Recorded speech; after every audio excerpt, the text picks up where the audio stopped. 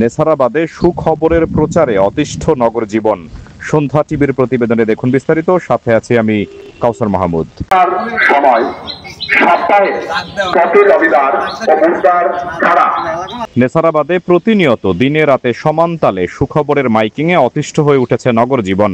প্রতিনিয়ত স্বরূপকাঠি পৌর শহরের বাসাবাড়ি, স্কুল, কলেজ, অফিস, আদালতের সামনের সড়ক দিয়ে চলে সুখবরের মাইকিং। বিশেষ করে উপজেলার কিছু ডায়াগনস্টিক সেন্টার ও ক্লিনিকগুলো নিজ নিজ প্রতিষ্ঠানের প্রচারের মাধ্যমের জন্য নিয়ম না মেনে এই মাইকিং করে যাচ্ছে। মা শিশুদের যে কোনো জটিল ও কঠিন রোগের চিকিৎসা। সুখবর সুখবর, আর নয় বরিশাল, আর নয় ঢাকা, ডাক্তার ডাক্তার মাইকিং, মূল্যহ্রাস, ভর্তি চলিতেছে সহ নানা কথা সম্বলিত মাইকিং প্রচারে এখন ঢাকার মতো গ্রামেও চলছে এই শব্দ দূষণ। এতে বিরক্তি প্রকাশ করে সমালোচনা করছেন সচেতন মহল। অচিরেই এই উচ্চ শব্দের বাধাহীন প্রচার মাইকিং বন্ধের অনুরোধ জানিয়েছেন ভুক্তভোগীরা।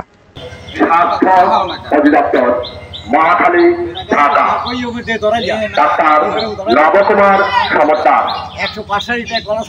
রোগী দেখার সময়। সরকারি স্বরূপকাঠি পাইলট মডেল মাধ্যমিক বিদ্যালয়ের সহকারী শিক্ষক মোহাম্মদ ইমাম হোসেন বলেন, স্বরূপকাঠি উপজেলা সড়কের পাশে আমাদের স্কুল চলাকালীন পরীক্ষার সময় বাধাহীনভাবে চলে নানা প্রচার মাইকিং। এতে পরীক্ষার্থীদের পরীক্ষা সহ ক্লাসে মনোযোগ দিতে অনেক সমস্যা হচ্ছে। মেডিসিন বিশেষজ্ঞ এবং মা শিশুদের যে কোনো জটিল ও কঠিন রোগের চিকিৎসা। জানা গেছে, শব্দদূষণ নিয়ন্ত্রণ বিধিমালা 2006-এ বলা হয়েছে আবাসিক এলাকায় শব্দের সর্বোচ্চ মাত্রা দিনে 55 ডেসিবল এবং রাতে 45 ডেসিবল। এছাড়া শিল্প এলাকায় দিনে 75 এবং রাতে 70 ডেসিবল। অথচ শব্দ দূষণের সাথে জড়িত ব্যক্তিরা কোনো আইন না মেনে ইচ্ছে মতো প্রচার মাইকিং করছেন। নেছারাবাদ উপজেলা স্বাস্থ্য কমপ্লেক্সের স্বাস্থ্য ও পরিবার পরিকল্পনা কর্মকর্তা ডাক্তার মোহাম্মদ আসাদুজ্জামান বলেন, উচ্চস্বরের মাইকিং প্রচার একটি বড় ধরনের শব্দ দূষণ। শব্দ দূষণে মানুষের শ্রবণ শক্তি কমে যায়। অতিরিক্ত শব্দ দূষণে মানুষের হাইপার টেনশন, উচ্চ রক্তচাপ বেড়ে যেতে পারে, এমনকি এ সময় মানসিক বিকারগ্রস্ত পর্যন্ত হয়ে যেতে পারে। এটা বন্ধ করতে হলে আমাদের নিজ থেকে সচেতন হতে হবে।